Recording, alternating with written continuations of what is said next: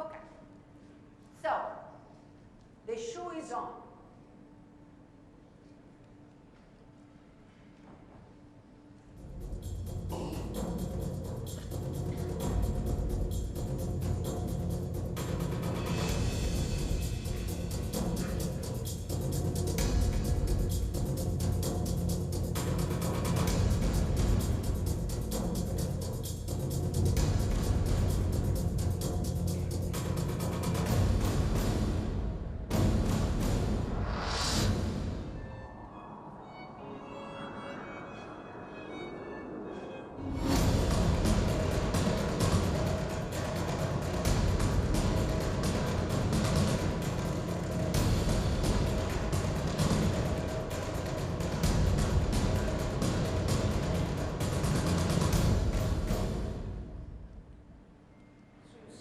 Social myself. Just to be the trend. Okay. 2 slides. We have to rehearsal. So this is just if you want to be in touch with me and follow me. And then the next slide is thank you. Fantastic. Now there is a promo code if you're interested in purchasing the trend book, which you'll find online, www.trendvisionforecasting.com. The trend book is online, and there is a special promo code that was created for this event, of course with a very important discount for the GJEPC members during this event, so you can use it. So let's start with today with what we call product direction 2018, 2019, and it's, you know, one thing I want to say, I think that we had very important speakers that, you know, they were active during the last 2 days, and I think that every speaker contributed very well to what design directions and product directions are about. I think is, of course, now is up to you and really being able to digest the information and to take it home and really understanding or use it the way it's appropriate for you. When information has been given to you, you have to basically make it your own based on your own needs. Now, what I do here, if I do something specific, is organizing these informations because that's what I'm good at, in organizing data which are not threads, you know, like I don't just go around, this is pretty, let's do this, I like it. That's not what it's about. It's about being a trader, it's about being an analyst. We collect information from the market from an international perspective, which include, in this particular case, international, but can be national, could be from a region, city, community, building, market segmentation, psychographic, demographic, whatever you want to do it. So that's what we do. We collect this big data, which happens not to be numbers, but to be semiotic data, which translates into silhouettes of products, colors, gemstone, textures, and of course then we decode it into design direction, which usually computers, they are unable to identify design directions. Even though if you are classifying, if you are digiting within, you know, if you're browsing deco design, or you go on Pinterest and you digit certain words or keywords, you will have exactly one, like many information. That's what we do. Now, the thing that the computer does, they put everything in it.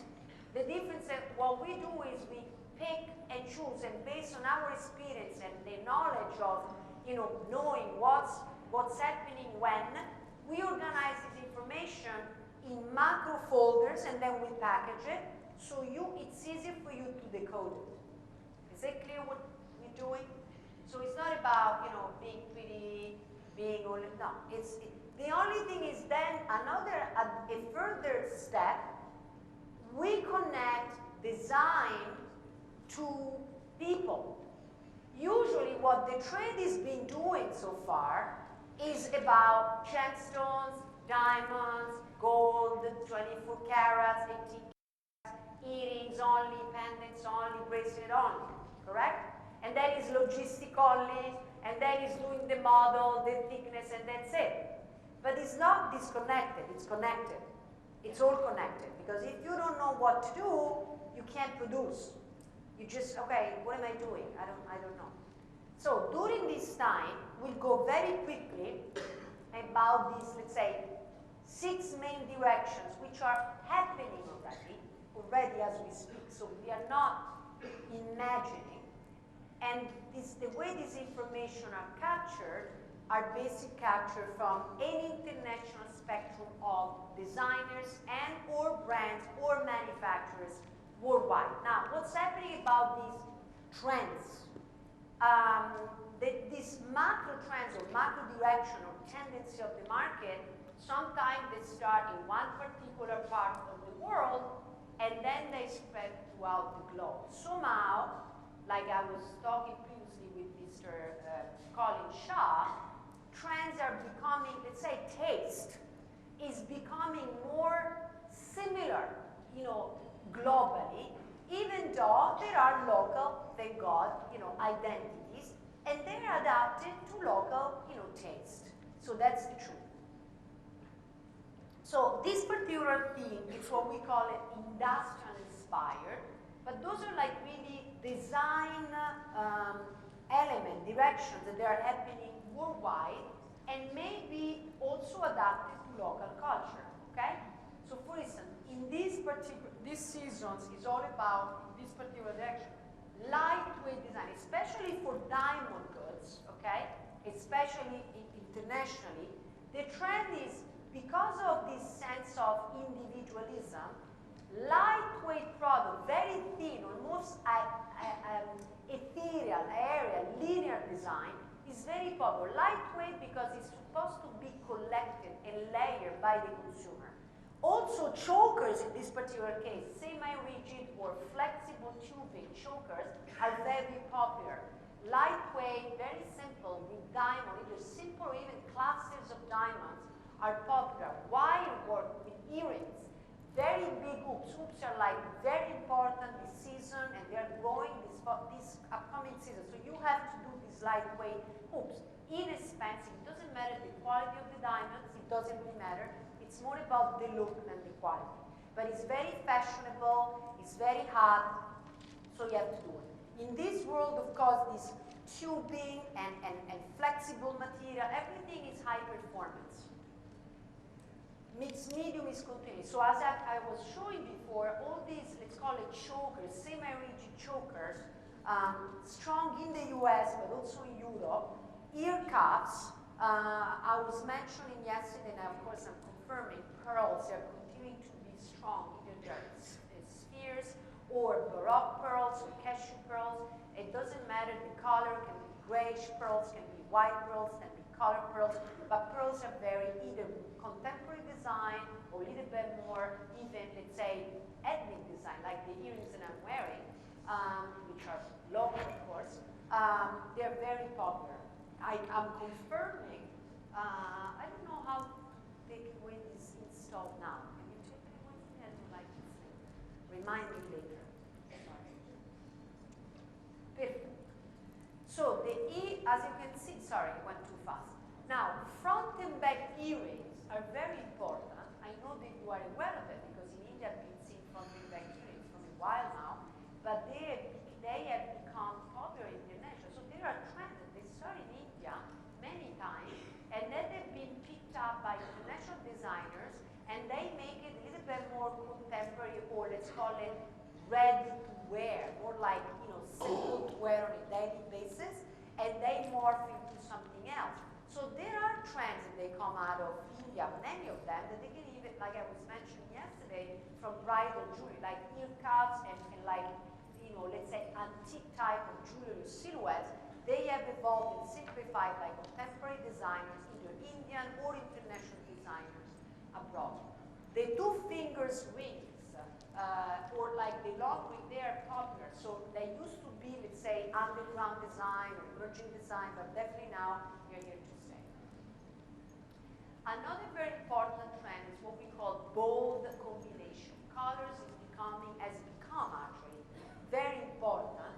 Of course, besides diamonds, it easily can be colored gemstones, enamel, material, or galvanic, but color is very strong.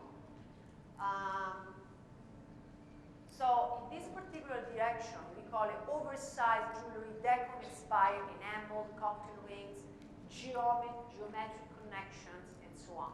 So as you can see, this deco is being strong in high-end jewelry for like a decade, I would say. I mean, maybe a little less, but it's long. And especially in diamonds, so Tiffany's and Harry Winston, but also all the big jewelry doing a lot of deco-inspired pieces. And by deco means that emerald caps, baguette, even Alexandra, she uses a lot of emerald caps, azure caps, baguettes, very popular. In fact, this season's baguettes are becoming very popular thanks to some American designers like Susan Callan, for instance. She is very popular and she's been using clusters of baguette diamonds in a very organic way. And by organic stands for clusters of non-symmetric or apparently casual, setting, but it's not really casual, like uneven, asymmetric setting. So yesterday also we were talking about asymmetry. So asymmetry stands not non-symmetric, not even, uneven, odd design. Odd design is very important, very contemporary these days, not only in necklaces, either long or short, but also earrings. So odd design, like things that exactly don't match, they're really interesting. But even though they are not matching, somehow they are part of the same collection. They are, let's say, part of the same design. So as you can see, another important color is the emerald cut associated with white, but also black enamel. Black and white, very strong, especially with diamonds. Black and white could be either spinel or white or black diamonds, also, but also pearls and diamonds, very well association, very good association. Pearls somehow, they are sprinkled throughout every collection and every style.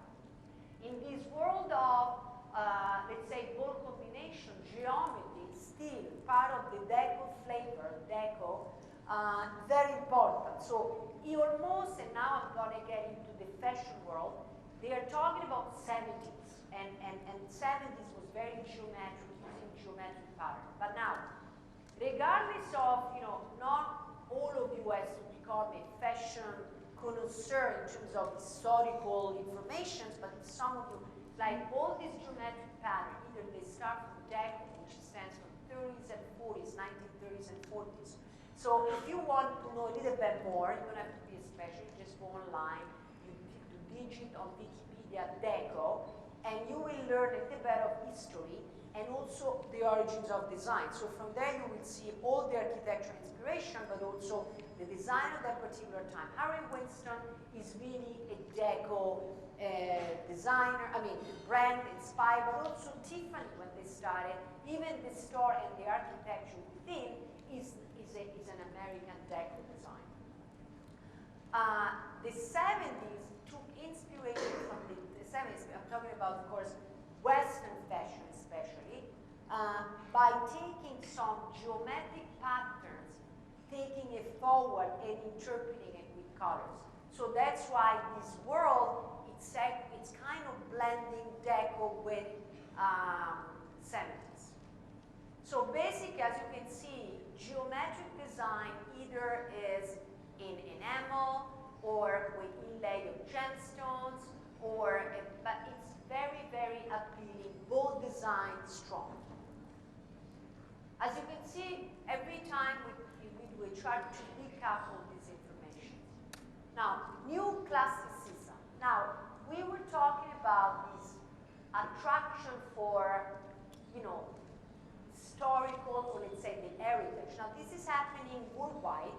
There is an attraction and a love affair by millennials, but also, an older crowd towards, let's say, history. Could be past history, but something that is more appealing. Of course, considering all the minimalistic, linear, modern architecture, digital age, etc., we are attracted by harmonious, opulent, sometimes classic, ornate design, because it goes well also with this minimalism. So combining these things together works. It's like having in a house interior decor with modern sofas and furniture. Then you have a beautiful antique piece that really comes out, out of this interior, becomes the jewel within your environment.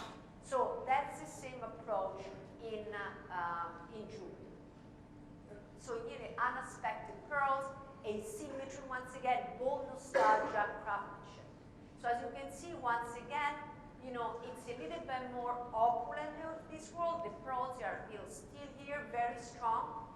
In particular, they are like, let's call it baroque pearls. Earrings, as you can see, uneven, asymmetric, a lot of asymmetric, odd earring, odd design, the way you want to call it. It's kind of unexpected design. It's not necessarily all the same. And this, let's call it, people talking about the bubble design. The bubble design, see, it's really organic. It's bubble, could be bubble, or could be clusters of baguettes, it could be organic. But it's kind of, in this particular part of, directions, it's kind of apparently by chance, but it's really not. Like, as you can see from this design, like, from this Italian designer that lives in England, is really an international designer, to Nancy Newberg, to Carla Moret, which is Brazilian, design is very